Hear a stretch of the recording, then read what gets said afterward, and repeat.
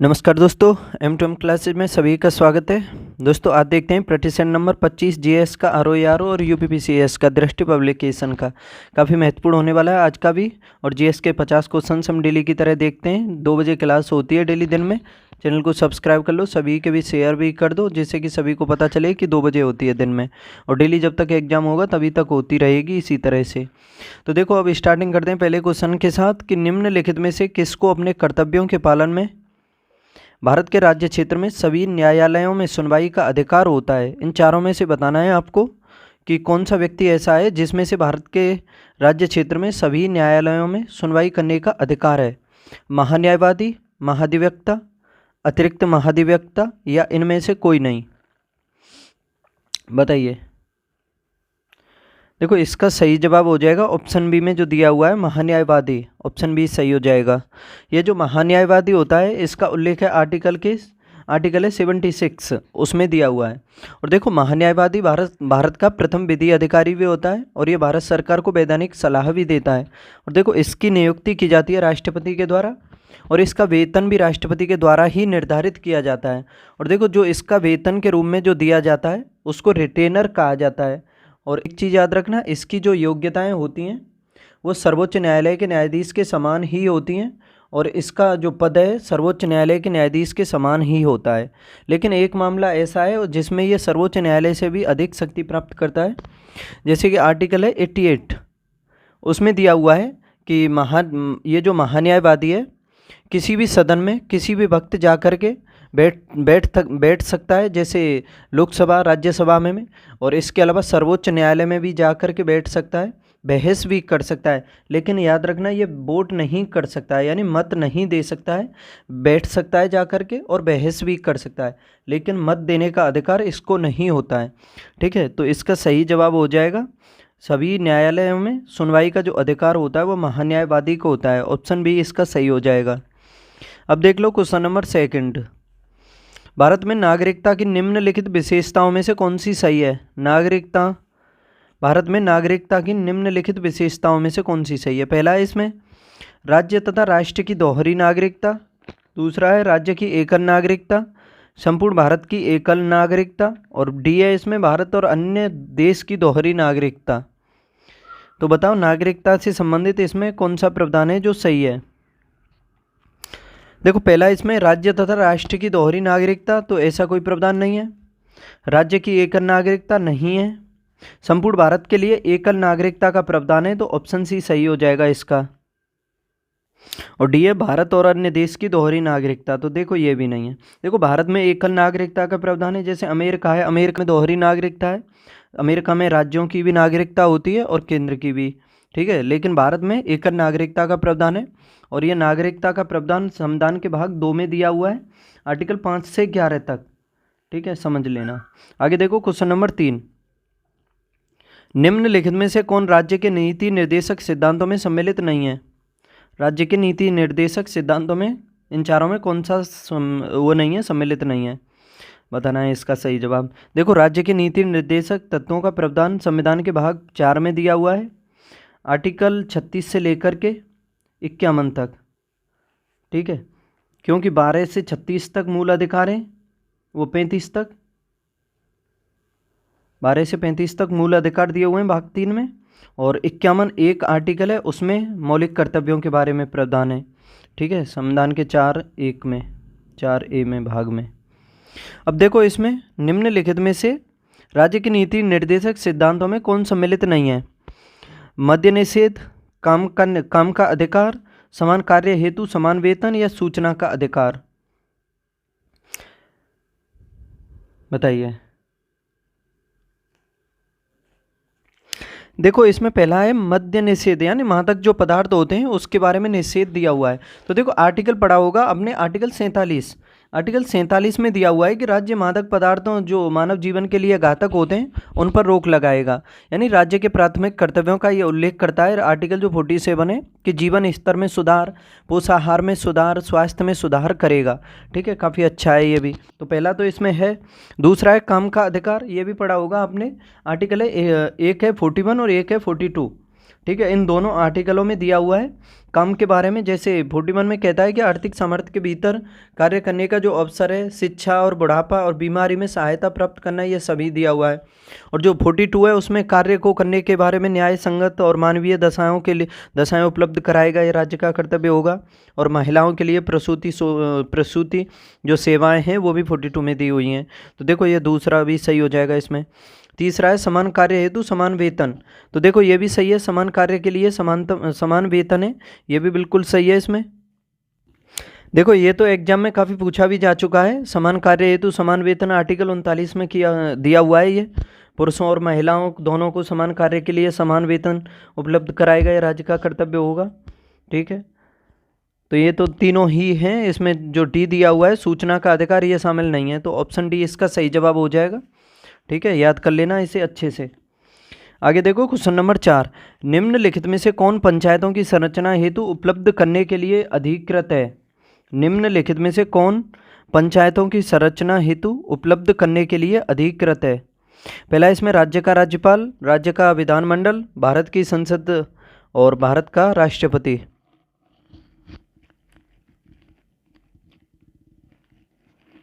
देखो पंचायतों की संरचना, देखो काफ़ी अच्छा क्वेश्चन है। बताइए राज्य का राज्यपाल, राज्य का विधानमंडल, भारत की संसद या भारत का राष्ट्रपति, किसको अधिकार है पंचायतों की जो संरचना है उसके बारे में उपबंध यानी बनाने के लिए, उपबंध बनाने के लिए या मिटाने के लिए किसको अधिकार दिया हुआ है? बताओ।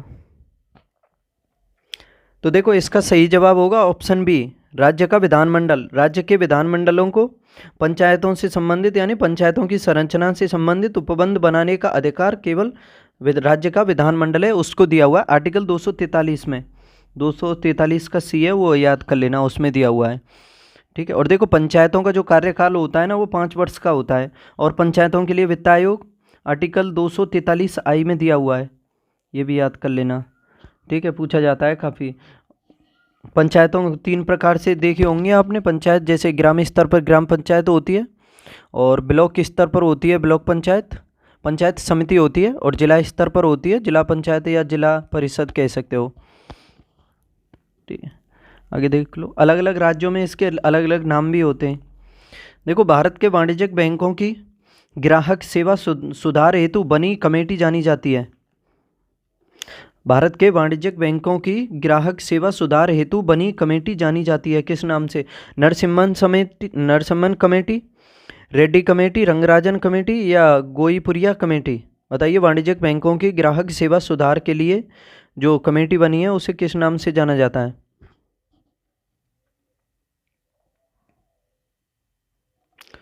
देखो इसका सही जवाब हो जाएगा option D, Goiporia committee. Option D हो जाएगा। वाणिज्यिक बैंकों की ग्राहक सेवा सुधार हेतु जो बनी कमेटी है उसको गोईपुरिया कमेटी कहा जाता है। ठीक है, बैंकों में ग्राहक सेवा के जो गिरते स्तर है उसको सुधारने के लिए, ये तरीके सुझाने के लिए सितंबर 1990 में बनी थी ये समिति। ठीक है, गोईपुरिया की अध्यक्षता में बनी थी ये, तो इसी वजह से ये इसका सही जवाब हो जाएगा ऑप्शन डी। आगे देखते हैं अब, पूंजी बजट में पूंजीगत प्राप्तियां और पूंजीगत भुगतान शामिल होते हैं। पूंजीगत प्राप्तियों की मुख्य मदें हैं। दोबारा देख लो क्वेश्चन को, काफ़ी अच्छा क्वेश्चन है कि पूंजी बजट में पूंजीगत प्राप्तियां और पूंजीगत भुगतान शामिल दोनों होते हैं, और पूंजीगत प्राप्तियों की मुख्य मदें पूछा है इसमें कौन सी हैं? सरकार द्वारा जनता से लिए गए ऋण जिन्हें बाजार ऋण कहा जाता है। दूसरा है राजकोषीय हुंडियों की बिक्री के माध्यम से सरकार द्वारा रिजर्व बैंक और अन्य पक्षों से लिए जाने वाले ऋण। तीसरा है इसमें विदेशी सरकारों और संस्थाओं से प्राप्त आय या उपर्युक्त सभी। पूंजीगत प्राप्तियों की मुख्य मदें।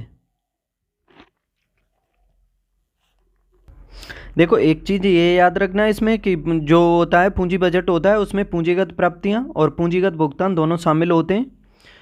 पूंजीगत प्राप्तियां और पूंजीगत भुगतान दोनों शामिल होते हैं पूंजी बजट में, पहली बात तो। और अब देख लो इसमें पूंजीगत प्राप्तियों की मुख्य मदें कि सरकार द्वारा जनता से लिए गए ऋण जिन्हें बाजार ऋण कहा जाता है। ठीक है, ये पूंजीगत प्राप्तियों की मुख्य मदें होती हैं, तो ये भी सही है, सरकार द्वारा जनता से लिए गए ऋण जिन्हें बाजार ऋण कहा जाता है। बाजार ऋण किसको कहते हैं? जो सरकार द्वारा जनता से लिया गया ऋण होता है। और देखो बी, राजकोषीय हुंडियों की बिक्रियों के माध्यम से सरकार द्वारा रिजर्व बैंक और अन्य पक्षों से लिए जाने वाले ऋण। तो देखो ये भी सही है, इसमें ये भी मदे हैं। और विदेशी सरकारों और संस्थाओं से प्राप्त आय, तो ये भी है। तो समझ सकते हो ऑप्शन डी इसका सही जवाब हो जाएगा। अंतर्राष्ट्रीय बाजार में जिस मुद्रा की पूर्ति में, यानी अंतर्राष्ट्रीय बाजार में जिस मुद्रा की पूर्ति की तुलना में मांग लगातार अधिक होती है वह मुद्रा क्या कहलाती है? अंतर्राष्ट्रीय बाजार में जिस मुद्रा की पूर्ति की तुलना में मांग लगातार अधिक होती है वह मुद्रा क्या कहलाती है? Soft currency, hard currency, soft after currency या इन्फ्लेटेड करेंसी? बताइए।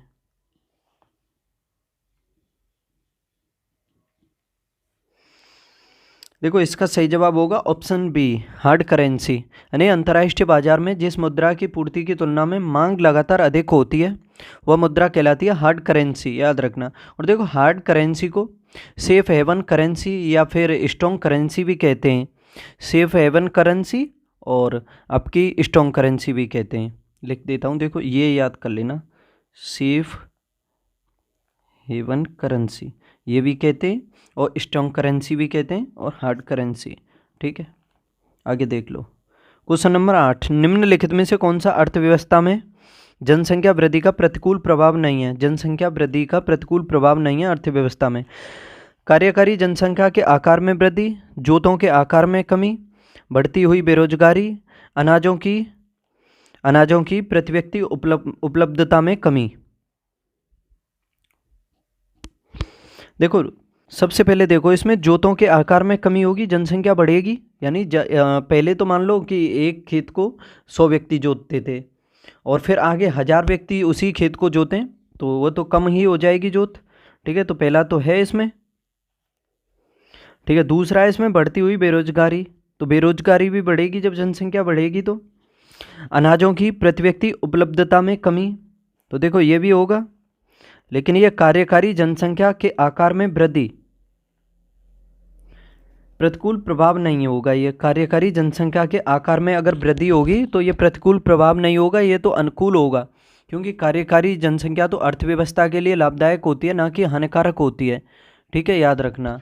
और कार्यकारी जनसंख्या किसे कहते हैं? देखो दो वर्ड याद रखना, एक कार्यकारी जनसंख्या, एक श्रम बल। दोनों को समझा रहा हूँ, अच्छे से समझने की कोशिश कर लेना। कि जैसे देखो कार्यकारी जनसंख्या किसको कहेंगे? यानी 15 से 64 वर्ष का कोई भी व्यक्ति हो जो स्वस्थ हो और कार्य करने की क्षमता और योग्यता रखता हो, वह कार्यकारी जनसंख्या की श्रेणी में आता है। कौन? दोबारा देख लो, 15 से 64 वर्ष का, 15 से 64 वर्ष का कोई भी व्यक्ति हो जो स्वस्थ हो और कार्य करने की क्षमता और योग्यता रखता हो, तो उसको हम कार्यकारी जनसंख्या में शामिल करेंगे। लेकिन श्रम बल क्या होता है? श्रम बल वो होता है 15 से 64 वर्ष का कोई भी व्यक्ति हो जो स्वस्थ हो, कार्य करने की क्षमता रखता हो, योग्यता भी रखता हो, लेकिन इच्छा भी रखता हो कार्य करने की, तो उसे हम श्रम बल कहेंगे। तो आप समझ पा रहे होंगे कार्यकारी जनसंख्या और श्रम बल में मात्र अंतर कितना है? सिर्फ इच्छा का। यानी इच्छा रखता हो तो वो श्रम बल में आएगा, इच्छा ना रखता हो तो वो कार्यकारी जनसंख्या में आएगा। ठीक है, इतना समझ लेना। आगे देख लो क्वेश्चन नंबर 9, शंकुधारी वनों के संदर्भ में निम्न कथनों पर विचार कीजिए। शंकुधारी वनों के संदर्भ में निम्न कथनों पर विचार करना है। पहला, इसमें ये वन दोनों ध्रुवों में पाए जाते हैं, शंकुधारी वन, और इन वनों की लकड़ी मुख्य रूप से कठोर होती है। बताइए इसमें से कौन सा सही है शंकुधारी वनों के बारे में?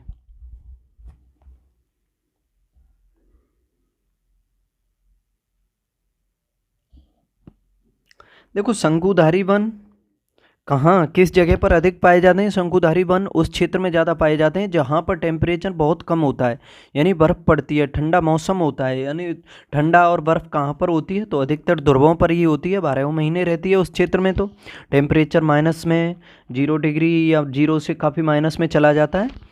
तो समझ सकते हो उसी क्षेत्र में पाए जाते हैं ये शंकुधारी वन। तो ऑप्शन ए तो सही हो जाएगा इसका, दोनों ध्रुवों में पाए जाते हैं। ठीक है। दूसरा है इसमें, इन वनों की लकड़ी मुख्य रूप से कठोर होती है। देखो कठोर लकड़ी किस क्षेत्र में होती है? कठोर लकड़ी तो सदाबहार वनों में, उष्णकटिबंधीय जो क्षेत्र होते हैं उस क्षेत्र में होती है, जहाँ पर टेम्परेचर अधिक, वर्षा अधिक होती है। लेकिन इस क्षेत्र में तो टेम्परेचर वैसे ही कम होता है, माइनस में होता है, धूप भी नहीं मिलती है, तापमान भी बहुत कम होता है, समझ सकते हो, वर्षा भी नहीं होती है, विकास भी कम होता है, और यहाँ की जो वनस्पतियाँ होती हैं काफ़ी छोटी होती हैं, लाइकेन वगैरह जो होती हैं, तो समझ सकते हो काफ़ी बहुत ही छोटी होती हैं, यानी सेंटीमीटर में ऊंचाइयाँ होती हैं इसकी। तो ये तो गलत हो जाएगा, इनकी जो लकड़ियाँ होती हैं कठोर नहीं होती हैं, काफ़ी मुलायम होती हैं, तो इस वजह से ये गलत है। इसका सही जवाब होगा केवल एक। ठीक है, केवल एक हो जाएगा इसका सही जवाब। और देखो कठोर लकड़ियाँ जो होती हैं ना वो सदाबहार वनों में पाई जाती हैं, जैसे देखा होगा आपने, पढ़ा भी होगा, सदाबहार वनों में महोगनी, आबूनस, रोजवुड और आपका डेल्टाई भागों में जो मैंग्रोव के वन पाए जाते हैं वो सभी होते हैं इसमें। आगे देखो, उष्णकटिबंधीय सदाहरित वन बायोम के संदर्भ में निम्नलिखित कथनों पर विचार करें। उष्णकटिबंधीय सदाहरित वन बायोम के संदर्भ में, यानी सदाबहार जो सदाहरित रहते हैं, हरे भरे रहते हैं, सूखते नहीं हैं, उनके बारे में पूछा है इसमें उष्णकटिबंधीय। तो देखो पहला है इसमें, ये उच्च वर्षा एवं उच्च तापमान वाले क्षेत्रों में पाए जाते हैं। दूसरा है, पृथ्वी पर 25% से अधिक भाग इन्हीं वनों से आच्छादित है। तीसरा है इसमें, इस बायोम में महोगनी, आबूनस, रोजवुड और डेल्टाई भागों में मैंग्रोव के वन पाए जाते हैं। तो बताइए क्वेश्चन नंबर 10 में कौन सा सही होगा आपके हिसाब से? 1 2 2 3, 1 3 या 1 2 3? बताओ कौन सा सही होगा। देखो पहला, ये उच्च वर्षा एवं उच्च तापमान वाले क्षेत्रों में पाए जाते हैं, बिल्कुल सही है। जिस क्षेत्र में 200 सेंटीमीटर 250 सेंटीमीटर से वर्षा अधिक होती है उस क्षेत्र में ये पाए जाते हैं, और तकरीबन टेम्परेचर भी 25 डिग्री सेल्सियस से अधिक ही होता है, 20-25 से, तो उसी क्षेत्र में पाए जाएंगे। और देखो पृथ्वी का 25% से अधिक भाग इन्हीं वनों से आच्छादित है। क्या 25% से अधिक भाग है इन्हीं वनों से आच्छादित? तो देखो ये तो गलत है, ये तो मात्र 12-15 के करीब पाए जाते हैं, 12 से 15% भाग पर ही पाए जाते हैं, तो ये इस वजह से गलत हो जाएगा। और तीसरा है इसमें, इस बायोम में महोगनी, आबूनस, रोजवुड और डेल्टाई भागों में मैंग्रोव के वन पाए जाते हैं, तो देखो ये भी सही है। सदाबहार वनों के बारे में 1 और 3 सही हो जाएगा, इसका ऑप्शन सी सही है। क्वेश्चन नंबर 11, निम्नलिखित में से किस प्रकार के वनों को ब्राजील में सेल्वास के नाम से जाना जाता है? अच्छा क्वेश्चन है, स्टार लगा लो इस पर। सेल्वास ब्राजील में किन वनों को कहा जाता है? उष्णकटिबंधीय सदाहरित वन, उष्णकटिबंधीय पर्णपाती वन, अर्ध शुष्क महाद्वीपीय घास वन, या मध्य अक्षांशीय आर्द्र घास वन? बताइए। तो देखो इसका सही जवाब है ऑप्शन ए। ठीक है, उष्णकटिबंधीय सदाहरित वनों को ब्राजील में कहा जाता है सेल्वास। ठीक है, उष्णकटिबंधीय सदाबहार जो वन होते हैं, ऐसे वन होते हैं जो भूमध्य रेखा से दक्षिण तथा उत्तर में लगभग 5 डिग्री अक्षांश में पाए जाते हैं, 5 से 10 या 15 तक भी पाए जाते हैं, तो काफ़ी, यानी इनका महत्व जो है पृथ्वी पर पर्यावरण के लिए काफ़ी महत्व होता है। जैव विविधता भी जो पाई जाती है सबसे अधिक इन्हीं क्षेत्रों में पाई जाती है। ठीक है, पृथ्वी के फेफड़े भी कहा जाता है ब्राज़ील में, जो जैव विविधता जो ये है ना सदाबहार बने हैं ब्राज़ील में, तो उन्हीं को सेल्वास जो क्षेत्र है उसी को पृथ्वी के फेफड़े कहा जाता है। जैव विविधता सबसे अधिक पाई जाती है वहाँ पर, अमेजन वर्षा वनों को याद रखना। निम्नलिखित में से वुड बफेलो नेशनल पार्क कहाँ पाया जाता है? Would buffalo national park Canada में, संयुक्त राज्य अमेरिका में, मेक्सिको में, या ग्रीनलैंड में? बताइए।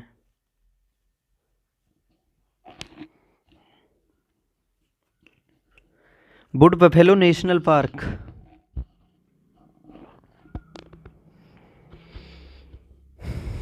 देखो, वुड बफेलो नेशनल पार्क है कनाडा में, दुनिया का दूसरे नंबर का देश है कनाडा क्षेत्रफल के आधार पर। सबसे बड़ा है रूस, दूसरे पर ये, तीसरे पर चाइना, चौथे पर संयुक्त राज्य अमेरिका, 5वें पर ब्राज़ील है, 6वें पर आपकी ऑस्ट्रेलिया है, 7वें पर इंडिया है। ठीक है, देखो इसमें कनाडा में पाया जाता है वुड बफेलो नेशनल पार्क।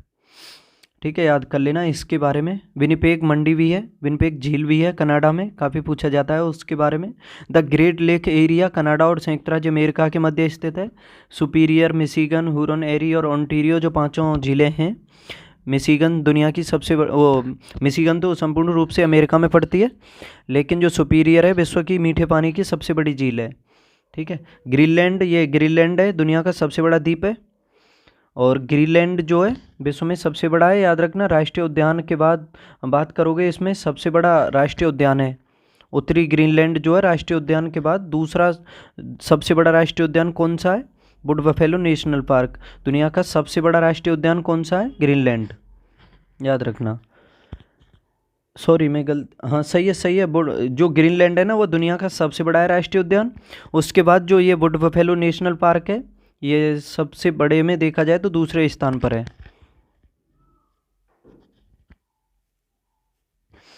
आगे देखोगे अब,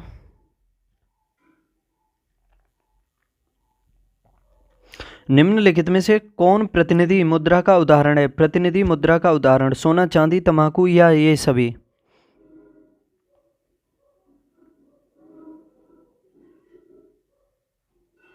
बताइए। देखो प्रतिनिधि मुद्रा में बात करोगे सोना, चांदी, तंबाकू, तो ये तीनों ही आते हैं, तो ऑप्शन डी इसका सही जवाब हो जाएगा। प्रतिनिधि मुद्रा जो है मुद्रा का एक प्रसिद्ध रूप ही है, और यह पैसा यानी कागजी पैसा है जिसके पीछे देखोगे आप वस्तु के बदले यानी बदला जा सकता है।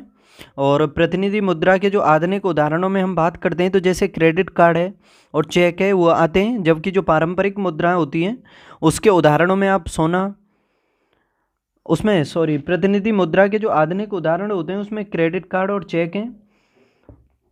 ठीक है, याद रखना। और जो पारंपरिक उदाहरणों में बात करोगे तो सोना, तंबाकू और ये तांबा ये सभी आते हैं। ठीक है, तो ये सही जवाब हो जाएगा ऑप्शन डी। ठीक है, इन्हें अच्छे से समझ लेना कि प्रतिनिधि मुद्रा के अगर आप आधुनिक उदाहरण देखोगे तो क्रेडिट कार्ड और चेक आते हैं। अगर आप पारंपरिक उदाहरण देखोगे प्रतिनिधि मुद्रा के तो उसमें सोना, तंबाकू और तांबा आते हैं। ठीक है, तो ऑप्शन डी सही हो जाएगा इसका। आगे देखो क्वेश्चन नंबर 14।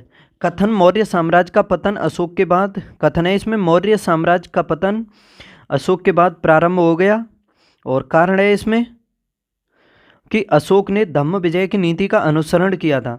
तो बताओ इसमें से कौन सा सही होगा? देखो ये दोनों ही सही होने चाहिए, क्योंकि मौर्य साम्राज्य का जो पतन है अशोक के बाद ही तकरीबन स्टार्टिंग हो गई थी उसकी, और अशोक ने धम्म विजय की नीति का अनुसरण भी किया था। ठीक है, तो इसका सही जवाब हो जाएगा ऑप्शन ए। ए और आर दोनों सही हैं, और आर ए की व्याख्या भी करता है। देखो मौर्य साम्राज्य का पतन अशोक की मृत्यु के पश्चात आरंभ हो गया, यह याद कर लेना। इसके जो मुख्य कारण है वो जैसे योग्य उत्तराधिकारियों का अभाव रहा, उसके बाद प्रशासन का जो अधिकाधिक केंद्रीकरण ये भी महत्वपूर्ण कारण रहा था उसका। इसके अलावा जो आर्थिक और सांस्कृतिक असमानताएं थी वो भी रहा था। पदाधिकारियों द्वारा जो जनता पर अत्याचार किए गए थे वो भी महत्वपूर्ण कारण था। और देखो अशोक ने धम्म विजय की जो नीति का अनुसरण किया वो भी महत्वपूर्ण है, और इसने कलिंग युद्ध के पश्चात ही मेरी घोष की जगह किसका अनुसरण किया था? धम्म विजय, धम्म का। ठीक है, मेरी घोष की जगह इसने धम्म विजय को आरंभ किया, और अपने बेटे व जो बेटी थी उसको श्रीलंका भी भेजा था। कोई बता सकता है उनका नाम क्या था जो अशोक ने बौद्ध धर्म के प्रसार के लिए श्रीलंका बेटा और बेटी को भेजा था? उसका नाम बता सकता है कोई? कमेंट बॉक्स में बताओ अगर पता हो तो। आगे देखो question number 15। S B Bose, ये क्या लिखा हुआ है जो सुमेलित नहीं है वो देखना है इसमें। S B Bose Indian struggle से संबंधित हैं क्या? क्वेश्चन नंबर 15 में देखो एस बी सुभाष चंद्र बोस के द्वारा ही लिखी गई थी। इंडियन स्ट्रगल बिल्कुल सही है, दादाभाई नौरोजी के द्वारा ही लिखी गई थी। Poverty and un British rule in India महत्वपूर्ण पुस्तक है, पूछी जाती है। राजेंद्र प्रसाद के द्वारा लिखी गई इंडिया डिवाइडेड, बिल्कुल सही है। फ्रैंक मोरिस के द्वारा क्या India from Curzon to Nehru and after ये लिखी गई थी क्या? ये लिखी थी दुर्गादास ने। किसने? दुर्गादास ने। ठीक है, ये इसे सही कर लेना। देखो यही गलत है और आंसर भी यही है इसका। ठीक है, ऑप्शन डी हो जाएगा। आगे देखो क्वेश्चन नंबर 16। निम्नलिखित अभिलेखों का सही कालानुक्रम क्या है? मेहरौली स्तंभलेख, अपसड़ अभिलेख, इलाहाबाद स्तंभलेख, ऐहोल अभिलेख। तो इनका कालानुक्रम बताना है आपको। बताइए मेहरौली स्तंभलेख को किसने लिखवाया था? देखो मेहरौली स्तंभ लेख के बारे में बताऊं, इसका निर्माण कराया था चंद्रगुप्त द्वितीय ने। चंद्रगुप्त द्वितीय, उसको विक्रमादित्य की भी उपाधि थी, तो उसी ने कराया था। और ये मेहरौली यानी दिल्ली में ही है, दिल्ली में मेहरौली स्थान पर है मेहरौली स्तंभ लेख। ठीक है, कुतुब मीनार जो परिसर है उसी के पास पड़ता है। ठीक है, तो ये तो हो जाएगा। तो देखो चंद्रगुप्त द्वितीय का जो टाइम पीरियड रहा था वो 380 एडी से लेकर के 413 एडी तक रहा था। ठीक है, तो देखो ये हो गया।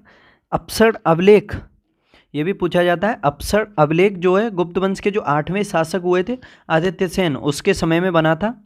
और जो बिहार प्रांत है उसके गया जिले में ये स्थित है, अपसर जो नामक स्थान है उस जगह पर। ठीक है, गया में पड़ता है।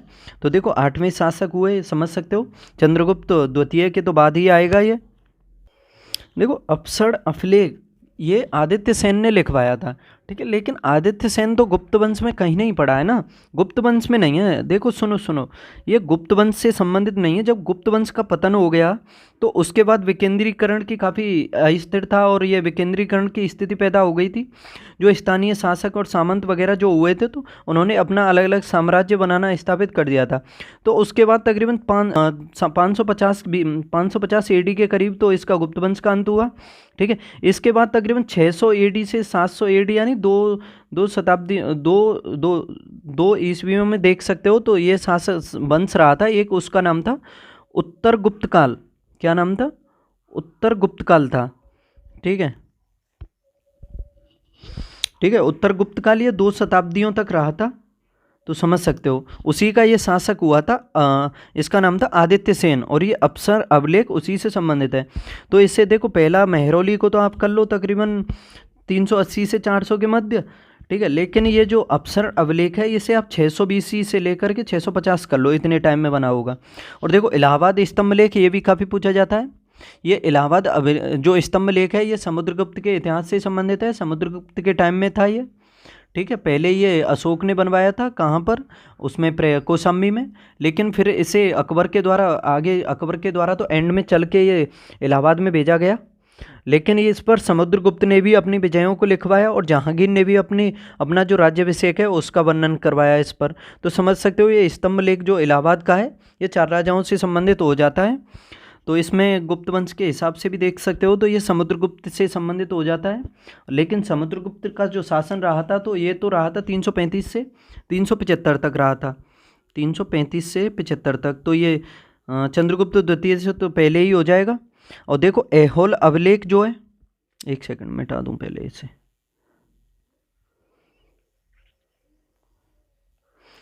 इसे अपसर को कर लो 650। ठीक है, इलाहाबाद स्तंभ लेख ये अगर समुद्रगुप्त रहा है 335 से 375 तक, तो 335 375 इतना टाइम पीरियड कर सकते हो। ठीक है, ऐहोल अभिलेख ये भी पूछा जाता है। ऐहोल अभिलेख ये बादामी के जो चालुक्य शासक हुए हैं पुलकेशन द्वितीय उनसे संबंधित है और संस्कृत भाषा का अभिलेख है और इसकी रचना की गई थी रवि कीर्ति के द्वारा। ठीक है, याद रखना। तो देखो पुलकेशन द्वितीय कब हुए, तो देखो पुलकेशन द्वितीय जो शासक रहा था वो तकरीबन 610 एडी से लेकर के 642 तक रहा था। और ये जो चालुक्य वंश रहा था ये तकरीबन 543 एडी से लेकर के 753 के आसपास रहा था। देखो पुलकेशन द्वितीय काफ़ी फेमस शासक हुआ है।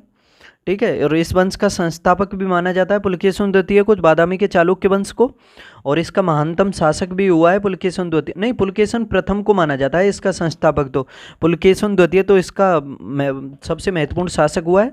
और इसने 2 उपाधियां भी धारण की थी, परमेश्वर और दक्षिणापद स्वामी की। और पुलकेशन जो है ये पुष्यभूति वंश के शासक हुए हैं, हर्षवर्धन उसको पराजित किया था। किसने? पुलकेशन द्वितीय ने, और नर्मदा तट पर किया था, याद रखना, ये भी पूछा जा सकता है। और लेकिन पल्लव वंश के जो शासक हुए नरसिंह वर्मन प्रथम, उसके द्वारा ये खुद पराजित हो गया था आगे चल करके। ठीक है, तो देखो अब इसमें से देख लो क्रम से कौन सा सबसे पहले आएगा। सबसे पहले तो इसमें इलाहाबाद स्तंभ लेख आएगा क्योंकि 335 से 3 आ जाएगा। उसके बाद कौन सा आएगा? उसके बाद आएगा मेहरौली 1 आ जाएगा। फिर आएगा आपका ये अफजल वाला, नहीं अफसन नहीं आएगा, ऐहोल आएगा 610 से 642 तक शासन किया था उसने। ठीक है, ये आ जाएगा 4 और सबसे एंड में 2 आ जाएगा। 3 1 4 2 इसका सही जवाब होना है, तो ऑप्शन डी। आगे देखो क्वेश्चन नंबर 17, निम्नलिखित अभिलेखों में से किसमें अशोक का नामोल्लेख हुआ है? नामोल्लेख अशोक का किसमें हुआ है? गुर्जरा, अहरोरा, ब्रह्मगिरी और सारनाथ। किस अभिलेख में अशोक नाम का उल्लेख हुआ है? देखो आपको अशोक के जो 14 वृहद शिलालेख हैं वो तो पढ़ने ही हैं, लेकिन उसके अलावा जिनसे नाम के भी साक्ष्य मिलते हैं वो भी पढ़ लेना।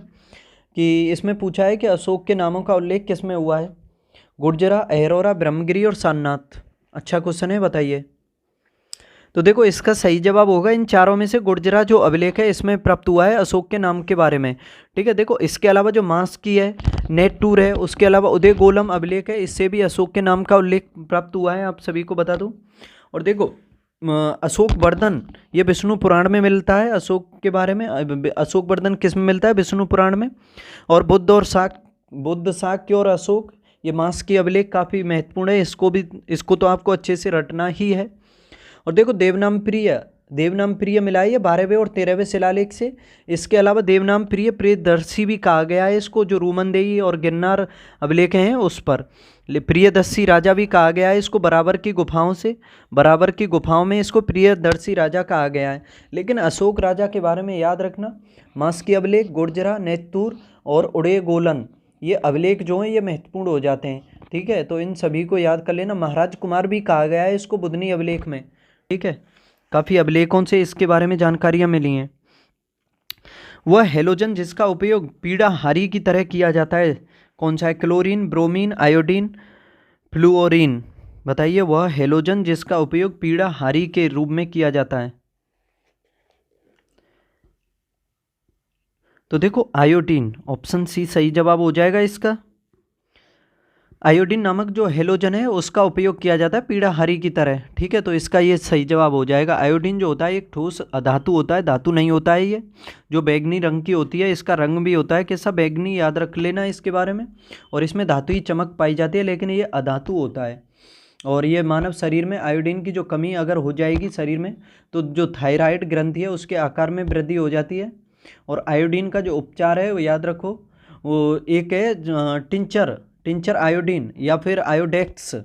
ये कीटाणुनाशक हैं और पीड़ानाशक इन दवाओं के निर्माण में होता है। ठीक है,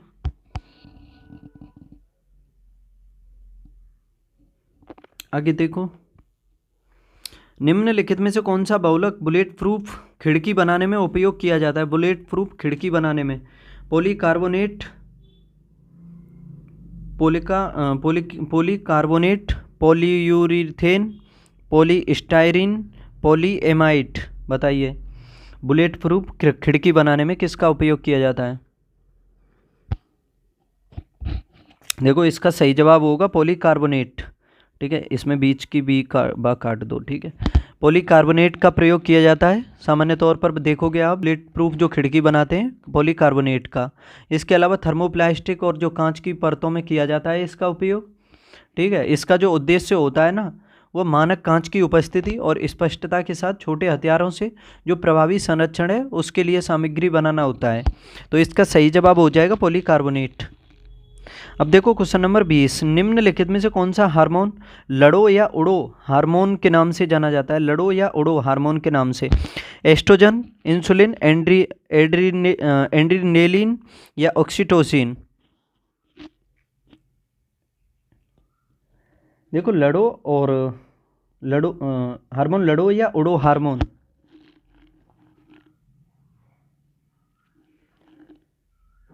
तो देखो इसका सही जवाब होगा ऑप्शन सी एड्रीनेलिन। ये जो हार्मोन है इसको लड़ो या उड़ो हार्मोन के नाम से भी जाना जाता है। ये आपातकालीन हार्मोन कहलाता है, याद रखना। आपातकालीन हार्मोन कौन कहलाता है?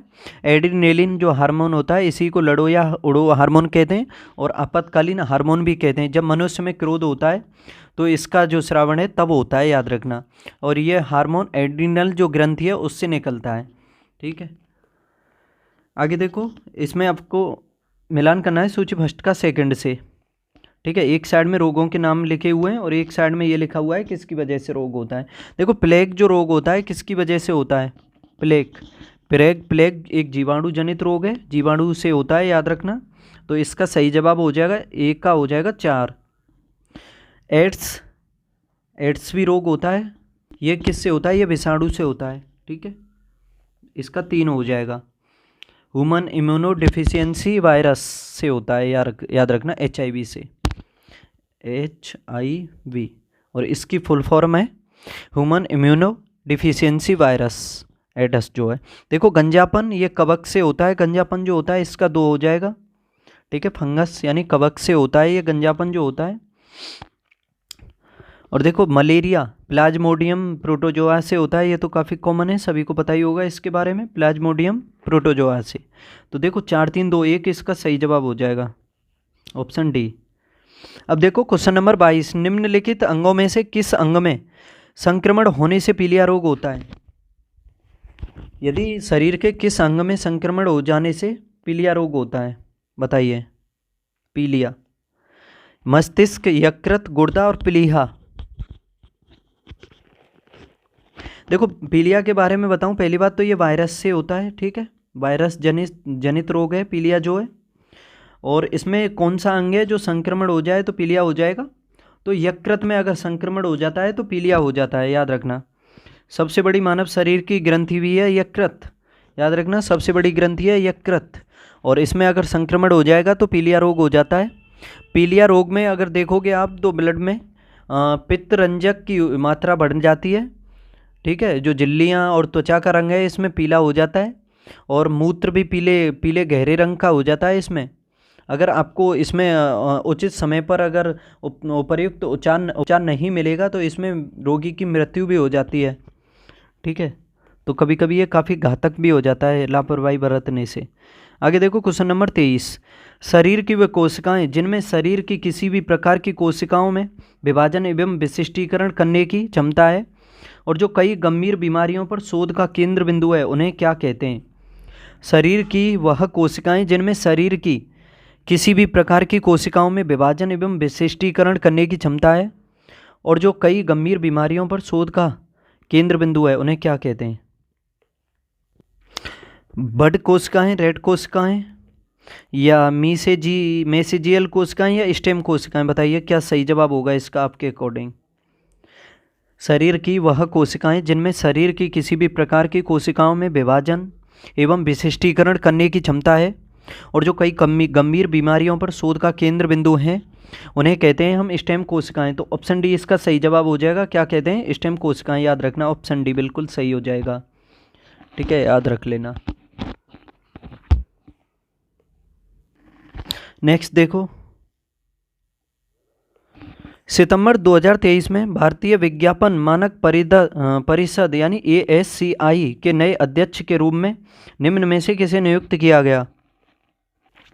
देखो सितंबर 2023 में भारतीय विज्ञापन मानक परिषद के नए अध्यक्ष के रूप में नियुक्त किसको किया गया है?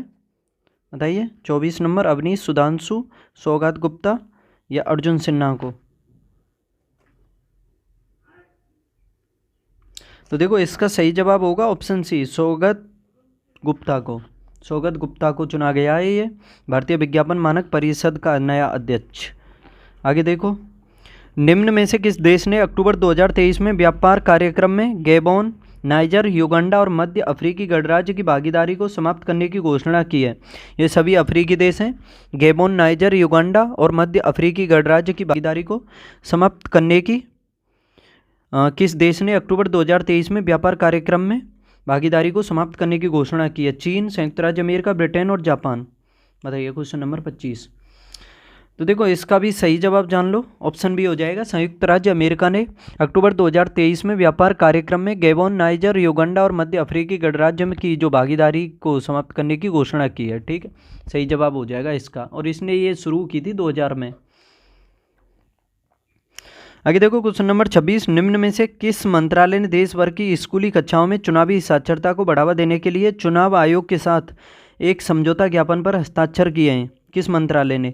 गृह मंत्रालय, शिक्षा मंत्रालय, सामाजिक न्याय मंत्रालय या वित्त मंत्रालय ने? स्कूली कक्षाओं में चुनावी साक्षरता को बढ़ावा देने के लिए किसने चुनाव आयोग के साथ समझौते ज्ञापन पर हस्ताक्षर किए हैं? तो देखो इसका सही जवाब होना है कौन सा?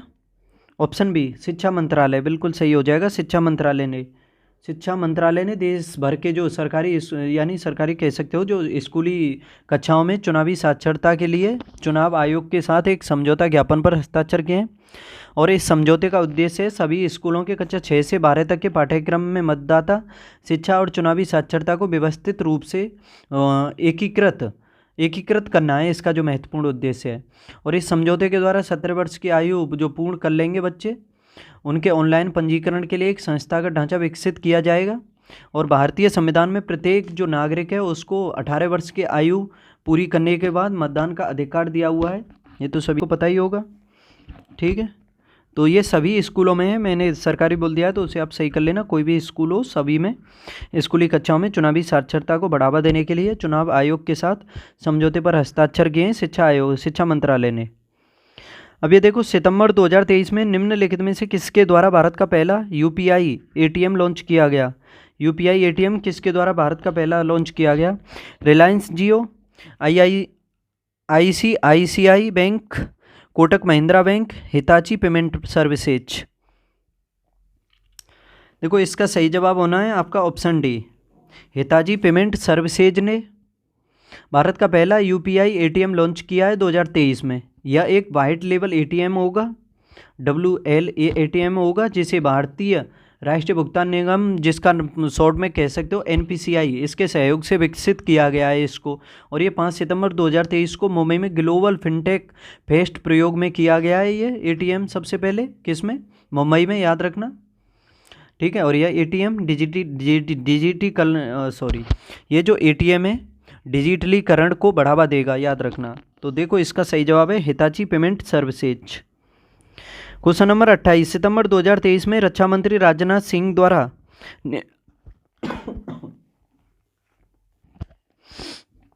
एक सेकंड, देखो, सितंबर 2023 में रक्षा मंत्री राजनाथ सिंह द्वारा निम्नलिखित में से किस स्थान पर भारत ड्रोन शक्ति 2023 प्रदर्शनी का उद्घाटन किया गया है? राजनाथ सिंह रक्षा मंत्री हैं, इनके द्वारा किस स्थान पर भारत ड्रोन शक्ति 2023 का उद्घाटन? Gorakhpur airbase, Hindon airbase, Chakeri airbase और बरेली एयरबेस, बताइए। तो देखो, ये है हिंडन एयरबेस। कहाँ पर है ये? गाजियाबाद में पड़ता है। हिंडन एयरपोर्ट कहाँ पर है? गाजियाबाद में। इस पर यह उद्घाटन किया गया रक्षा मंत्री राजनाथ सिंह के द्वारा। ठीक है, भारत ड्रोन शक्ति 2023 का।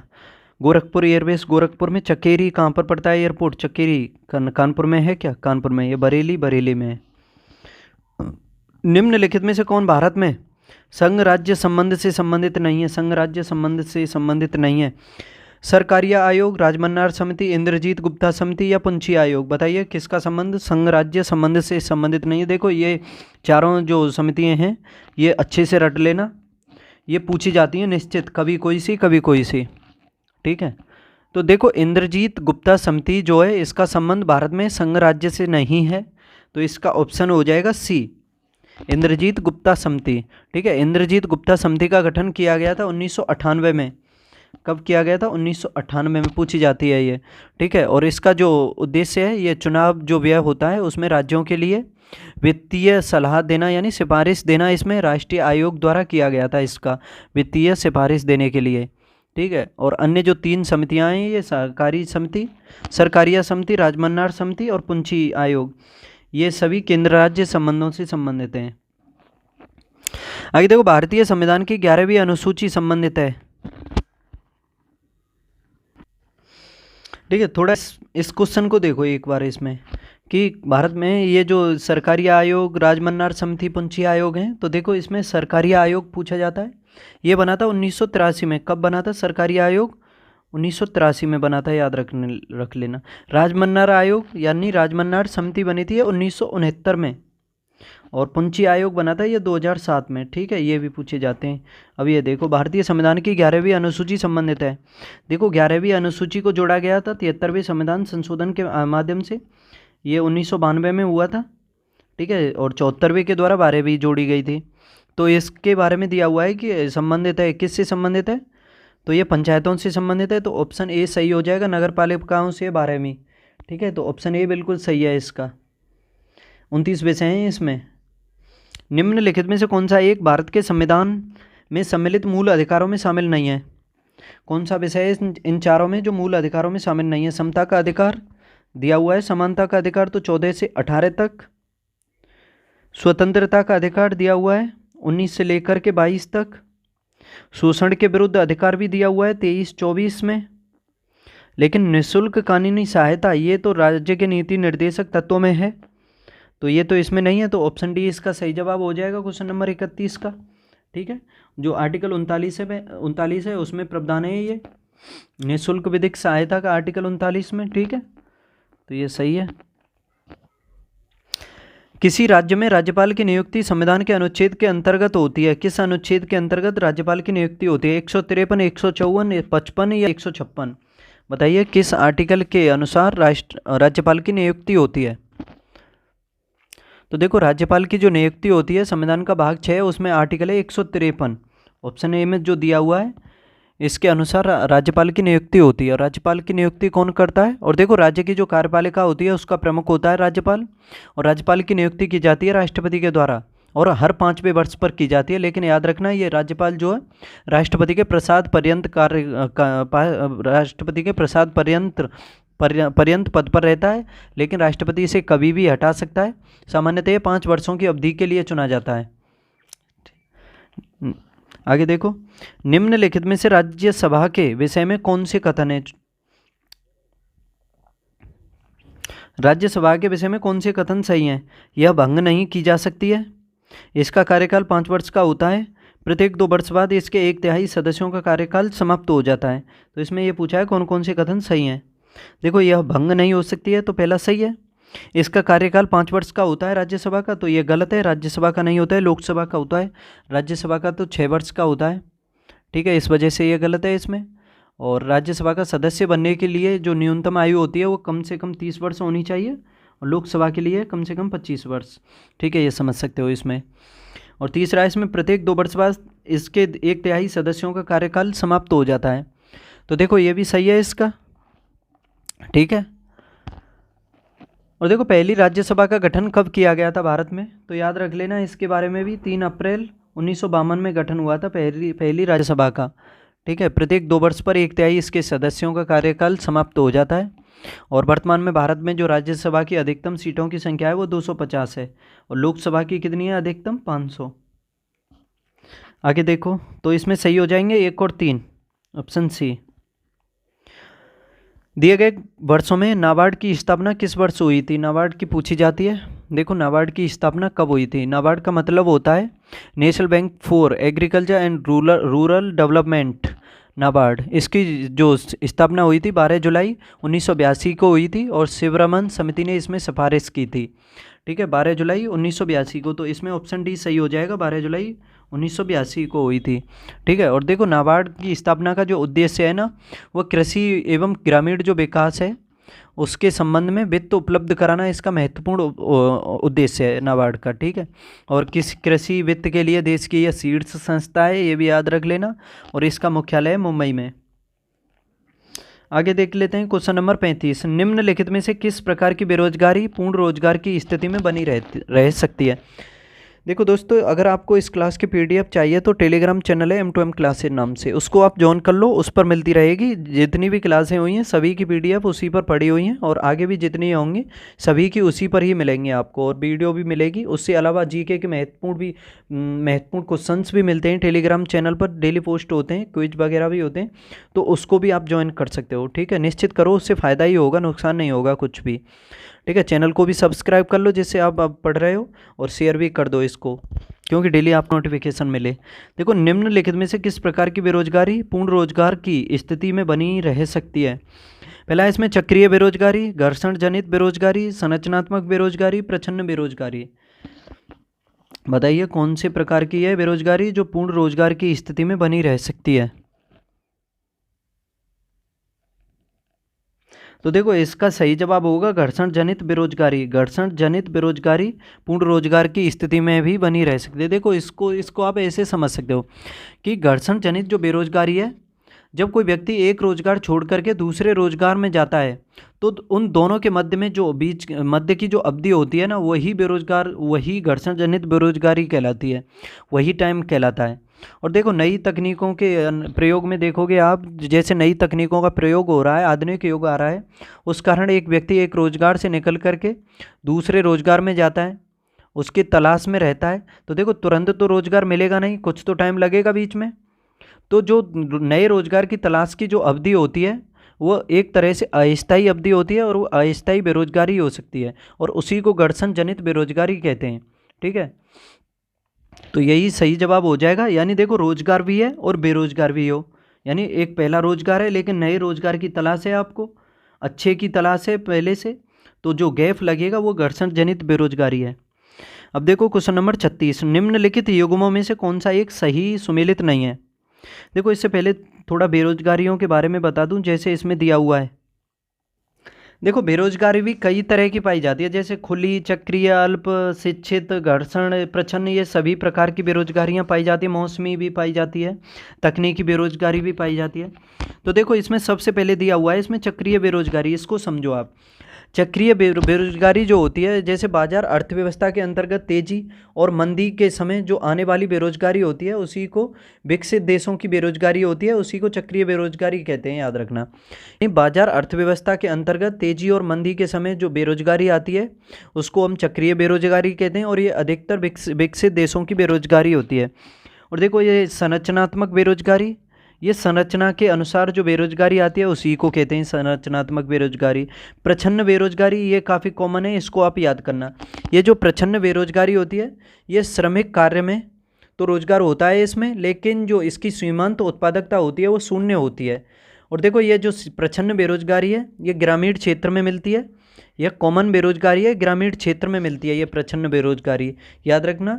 इसमें श्रमिक कार्य में रोजगार होता है, लेकिन इसकी जो सीमांत उत्पादकता होती है वो शून्य होती है, सीमांत बेरोजगारी, इसको आप अच्छे से रटना। ठीक है, और देखो इसके अलावा मौसमी बेरोजगारी होती है, वो मौसम के अकॉर्डिंग होती है, तकनीकी और ये संरचनात्मक, ये सभी समझ गए इसके शब्दों में ही है।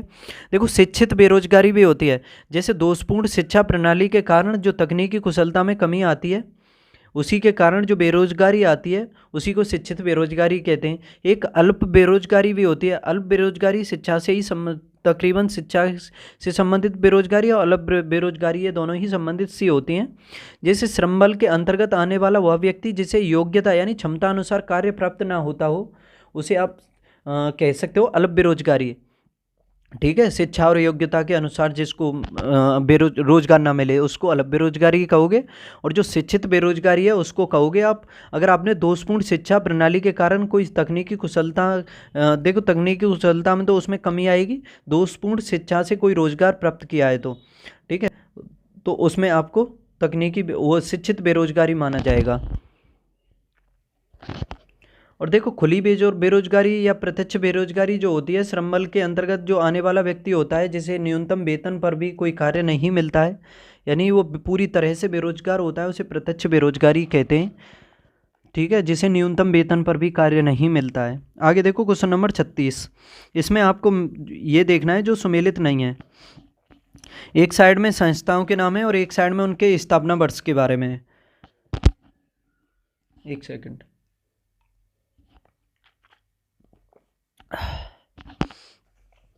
देखो IDA, एक सेकंड,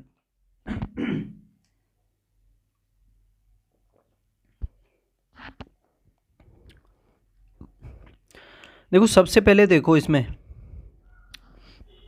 IDA की स्थापना क्या 1960 में की गई थी। IDA इंटरनेशनल डेवलपमेंट एसोसिएशन, इसकी स्थापना 1960 में की गई थी, तो सही है ये तो।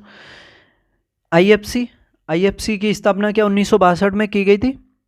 IFC अंतर्राष्ट्रीय वित्त निगम जो है, इंटरनेशनल फाइनेंस कॉरपोरेशन, क्या इसकी स्थापना 1962 में की गई थी, बताओ। तो देखो इसकी स्थापना 1962 में नहीं की गई थी, इसकी की गई थी 1956 में, तो ये गलत है, इसका आंसर भी यही है। IBRD इसी को मुख्यतः विश्व बैंक कहा जाता है, याद रखना। IBRD की स्थापना कब की गई थी, देखो 1944 में ही की गई थी। 1944 में ब्रेटन वुड्स सम्मेलन हुआ था, उसी के अंतर्गत 25 जून 1944 को की गई थी विश्व बैंक की स्थापना। ठीक है, और IBRD भी उसी में आती है, international bank for reconstruction and development इसकी फुल फॉर्म है।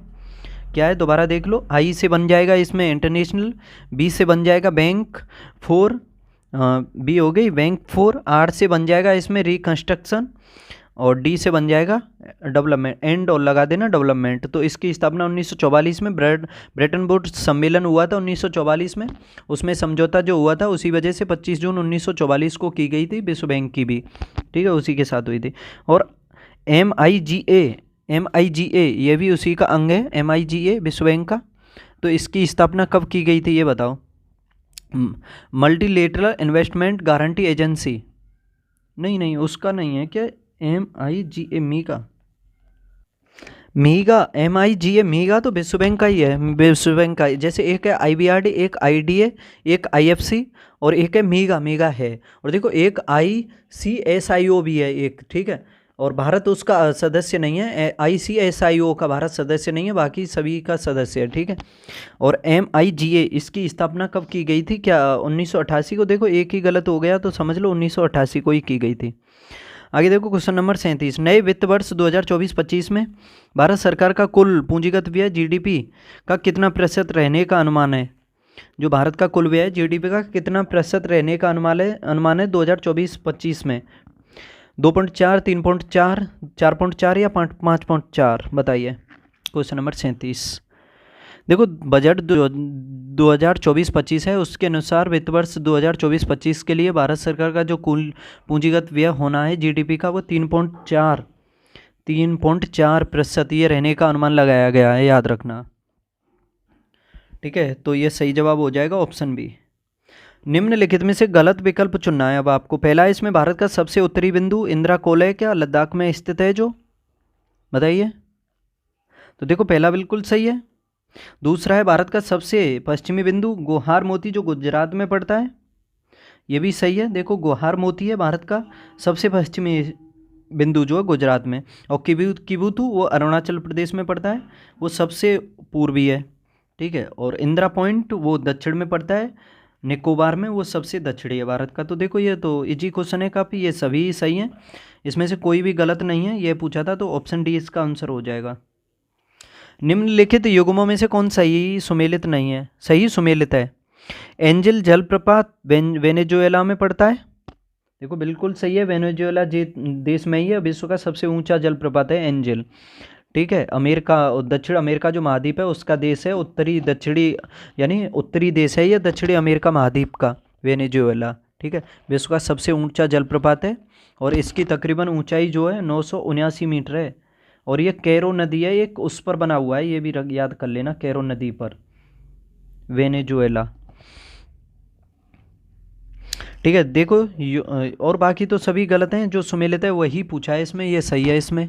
और देखो योसेमाइट प्रपात ये उत्तरी अमेरिका के कैलिफोर्निया में पड़ता है, ना कि ये इसमें नॉर्वे में, ठीक है। कैलोमाइट याद कर लो इसको, कहाँ पड़ता है ये, उत्तरी अमेरिका में पड़ता है। और देखो सदरलैंड फॉल्स ये स्विट्जरलैंड में नहीं है, याद रखना, ये पड़ता है आपका न्यूजीलैंड में, इसे भी गलत कर लेना, सही कर लेना, न्यूजीलैंड में, ठीक है। बोलोमोम्बी फॉल्स ये कैलिफोर्निया में नहीं है, ये ऑस्ट्रेलिया में पड़ता है, ठीक है। आगे देख लो, केंद्र शासित प्रदेश पुडुचेरी के 4 जिलों के संदर्भ में सही कथन चुने। केंद्र शासित प्रदेश जो पुडुचेरी है उसके बारे में देखो, माहे जिला कर्नाटक राज्य से घिरा हुआ है क्या, पहला इसमें माहे जिला जो है क्या कर्नाटक राज्य से घिरा हुआ है, पहला सही है क्या इसमें, बताओ। देखो पुडुचेरी में 4 जिले हैं, उसमें से एक माहे है, और माहे जो है पूरी तरह से केरल से घिरा हुआ है, ना कि कर्नाटक से, तो ये गलत हो जाएगा, केरल याद कर लेना इसमें। दूसरा है इसमें कराईकल तथा पुडुचेरी जिले तमिलनाडु राज्य से घिरे हुए हैं, तो देखो ये सही है। यनम जिला आंध्र प्रदेश राज्य से घिरा हुआ है, ठीक है।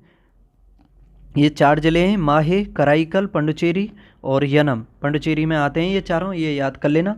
तो देखो इसमें 2 और 3 सही हैं, इसमें पहला गलत है, तो ऑप्शन बी इसका सही जवाब हो जाएगा, बिल्कुल सही हो जाएगा इसका। आगे देख लो क्वेश्चन नंबर 41, इसमें देखना है आपको जो सुमेलित है वो, लोंग का द्वीप क्या भूटान को कहते हैं, बताइए। लोंग का द्वीप किसको कहते हैं, देखो लोंग का द्वीप कहते हैं जंजीबार को, ना कि भूटान को, तो ये तो गलत है, इसको सही कर लो, ये काफ़ी महत्वपूर्ण क्वेश्चन है। और देखो नदियों का देश बांग्लादेश को कहते हैं क्या? क्वेश्चन नंबर 41 में देखो बिल्कुल सही है, नदियों का देश कहते हैं बांग्लादेश को। काफ़ी नदियाँ निकलती हैं बांग्लादेश से, देखो ब्रह्मपुत्र गंगा भी बांग्लादेश से ही होकर के जाती हैं। तो देखो ये सही हो जाएगा। एम्पायर सिटी वियना को कहते हैं, एम्पायर सिटी वियना को नहीं कहते हैं, एम्पायर सिटी कहते हैं न्यूयॉर्क को, ठीक है, न्यूयॉर्क को। और देखो हजारों झीलों की भूमि म्यांमार को नहीं कहते हैं, ये फिनलैंड को कहते हैं, फिनलैंड को, ठीक है। तो इसमें सही जवाब होगा नदियों का देश किसको कहते हैं? बांग्लादेश को। लौंग का देश भी याद रखना, जंजीबार को। अब देखो क्वेश्चन नंबर 42, एक साइड में दिवस हैं और एक साइड में तिथि हैं, और आपको ये देखना है जो सुमेलित नहीं है। विश्व हिंदी दिवस 10 जनवरी को मनाया जाता है, बिल्कुल सही है। और राष्ट्रीय हिंदी दिवस कोई बता दे तो कमेंट बॉक्स में बता दो राष्ट्रीय हिंदी दिवस कब मनाया जाता है। और देखो चलो ये तो आ ही गया आगे, 14 सितंबर को मनाया जाता है। विश्व स्वास्थ्य दिवस, विश्व स्वास्थ्य दिवस कब मनाया जाता है? क्या 16 मार्च को मनाया जाता है विश्व स्वास्थ्य दिवस? तो देखो ये गलत है, इसमें ये मनाया जाता है 7 अप्रैल को, ठीक है, 7 अप्रैल को याद रख लेना इसको, 7 अप्रैल को विश्व स्वास्थ्य दिवस। राष्ट्रीय विज्ञान दिवस 28 फरवरी को मनाया जाता है, बाकी सभी सही हैं इसमें। देखो राष्ट्रीय विज्ञान दिवस 28 फरवरी को मनाया जाता है, विश्व हिंदी दिवस 10 जनवरी को, राष्ट्रीय हिंदी दिवस 14 सितंबर को, ठीक है। लेकिन इसमें यह गलत दिया हुआ है कि विश्व स्वास्थ्य दिवस मनाया जाता है 7 अप्रैल को, याद रख लेना इसको। और देखो WHO, WTO इन सभी का मुख्यालय कहाँ पर है? जिनेवा में। जिनेवा में काफ़ी मुख्यालय हैं, काफ़ी पूछे जाते हैं, तो जिनेवा को अच्छे से याद कर लेना।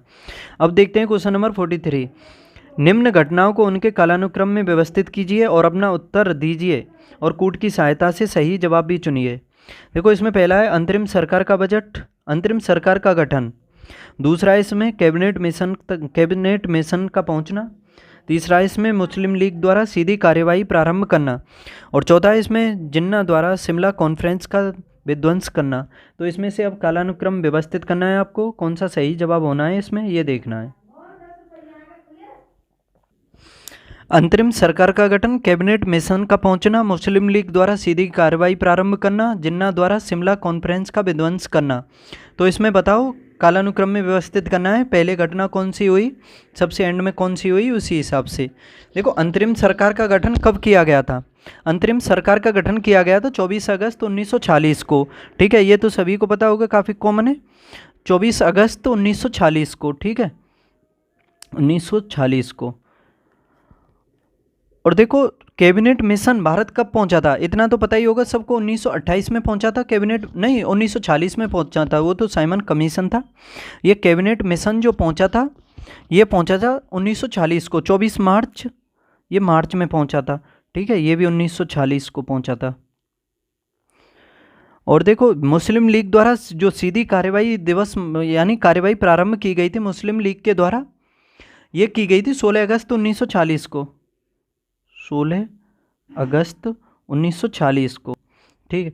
और देखो जिन्ना द्वारा शिमला कॉन्फ्रेंस का विध्वंस कब किया गया था? ये 14 जुलाई 1945 को की गई थी, 14 जुलाई 1945 को, ठीक है, 14 जुलाई 1945 को। तो देखो 3 तो 40 में हो गई, 1 45 में, तो इतना तो निश्चित है कि सबसे पहले 4 आएगा, ऑप्शन में देख लो 4, ए और सी तो वैसे ही कट गए, 4 आ गए अब सबसे पहले। उसके बाद देखना है मार्च अप्रैल, मार्च और अप्रैल में पहले अप्रैल आएगा, तो देखो फिर आएगा दूसरा, और उसके बाद एक आएगा, 4 2 1 और 3 एंड में आ जाएगा इसमें, 4 2 1 3, तो ऑप्शन डी इसका सही जवाब है, 4 2 1 3, 4 2 1 3 होगा क्या?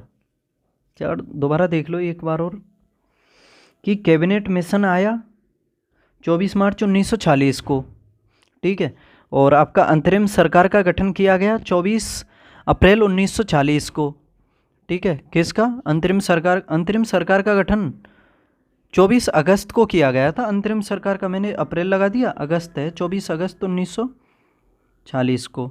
और मुस्लिम लीग द्वारा सीधी कार्यवाही दिवस ये मनाया गया था, मुस्लिम लीग द्वारा ये जो सीधी कार्यवाही दिवस किया गया था ना, ये कब किया गया था? इसमें थोड़ा कन्फ्यूजन है, ये 16 अगस्त 1940 को ही किया गया था, ठीक है, अगस्त में, 16 अगस्त पहले आएगा, तो अगस्त में ये किया गया अंतरिम सरकार का गठन, मैंने अप्रैल बोल दिया इसमें।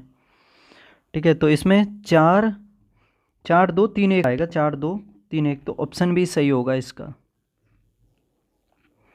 पीसा की झुकी हुई मीनार अभी तक नहीं गिरी है, क्यों नहीं गिरती है? देखो काफ़ी कॉमन क्वेश्चन है, स्टार लगा लो, पूछा जाता है कि पीसा की झुकी हुई मीनार क्यों नहीं गिरती है।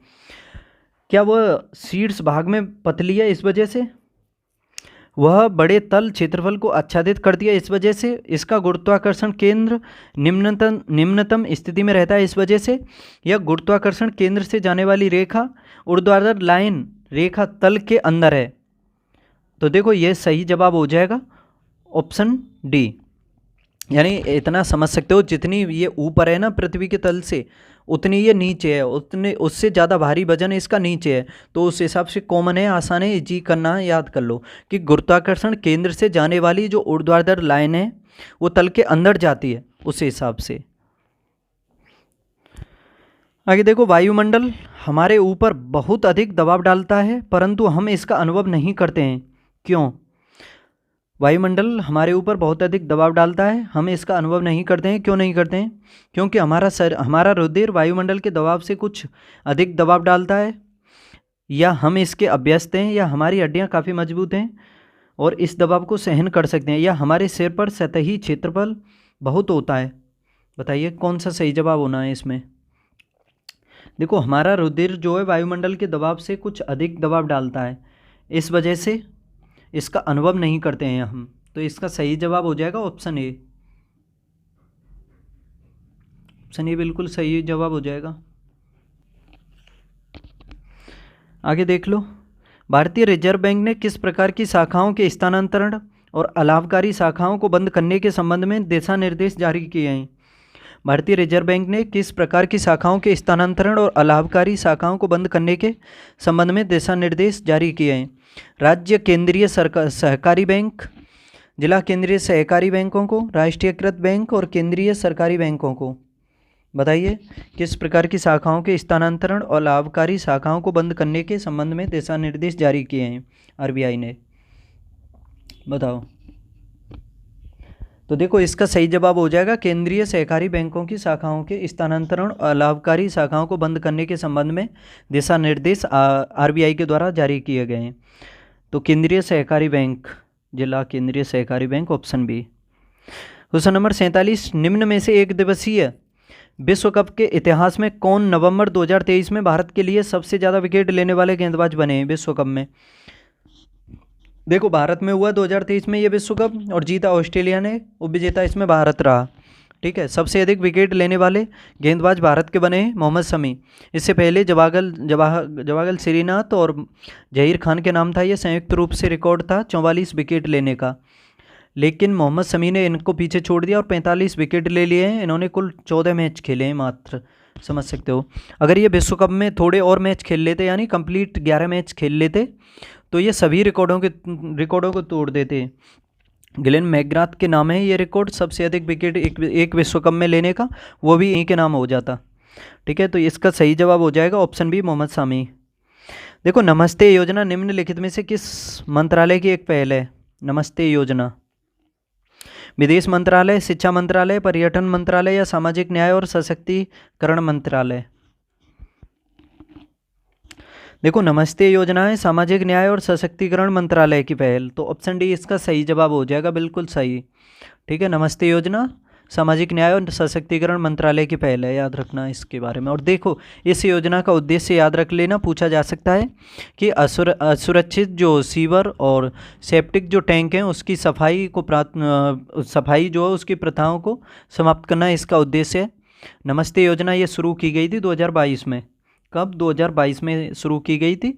और इस योजना का उद्देश्य याद रखना, असुरक्षित सीवर और सेप्टिक टैंक सफाई प्रथाओं को इसमें समाप्त करना इसका महत्वपूर्ण उद्देश्य है।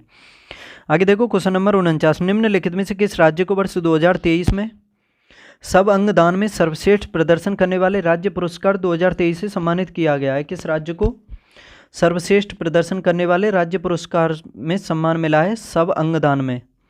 तमिलनाडु, दिल्ली, महाराष्ट्र और केरल को? बताओ।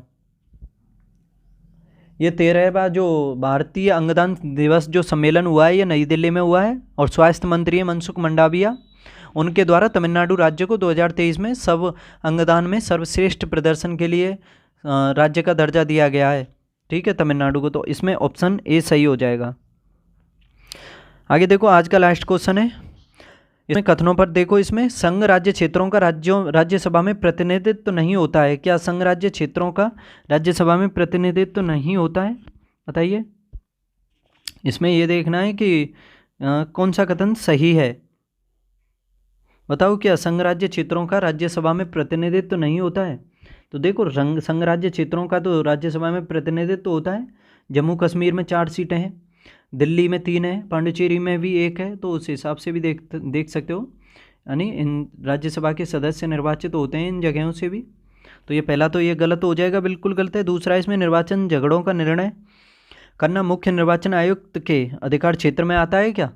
बताओ, क्या मुख्य निर्वाचन आयुक्त के अधिकार क्षेत्र में आता है? तो देखो, निर्वाचन संबंधी जो विवाद होते हैं उसका निर्णय या तो उच्च न्यायालय करता है या सर्वोच्च न्यायालय, उसके अधिकार क्षेत्र में आता है, ना कि मुख्य निर्वाचन आयुक्त के। तो दूसरा भी गलत है।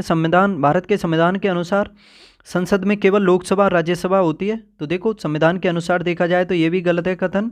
राष्ट्रपति भी होता है इसमें, राष्ट्रपति, लोकसभा और राज्यसभा तीनों से बनकर के संसद बनती है। ठीक है, तो ये तीनों ही गलत हैं। इसका सही जवाब होगा ना तो 1 और ना ही 2, यानी इनमें से कोई भी सही नहीं है। तो दोस्तों, इस तरह से आज का ये 25वां प्रैक्टिस सेट कंप्लीट होता है जीएस का, आरओ और यूपीपीसीएस का। काफ़ी महत्वपूर्ण क्वेश्चंस होते हैं। देखो, लेवल तो इसमें क्वेश्चनों का यूपीएससी लेवल तक पहुंच जाता है, और लेकिन आपके जो एग्जाम में यूपीपीसीएस और आरओ में क्वेश्चन आते हैं इसी प्रकार के आते हैं। तो मैं आपसे कहूँगा, जब तक एग्जाम हो आप निरंतर मेरे साथ क्लासों को, कंप्लीट प्रैक्टिस सेटों को देखते रहना, और जो अच्छे नोट्स यानी अच्छे क्वेश्चंस लगें, महत्वपूर्ण पॉइंट लगें, उसको आप प्रॉपर नोट्स में लिखते भी जाना। ठीक है, और जो अगर आपको ये लगे कि वीडियो स्लो चलती है तो स्पीड तेज़ करके देखना, अगर तेज़ लगे तो स्लो करके देखना। ठीक है, अगर तुरंत यानी जिस टाइम चलती है उस टाइम नहीं देख पाओ तो बाद में भी देख सकते हो, कभी भी देख सकते हो। प्लेलिस्ट में उपलब्ध हैं आप सभी के लिए। अगर आपको इसकी पीडीएफ चाहिए तो वो टेलीग्राम चैनल है M2M क्लासेस नाम से, उसको ज्वाइन कर लो, उस पर मिलती है। सभी और भी क्लासें होती हैं उसकी भी मिलती है, और जीके के नोट्स वगैरह क्वेश्चंस होते हैं अच्छे वो भी मिलते हैं।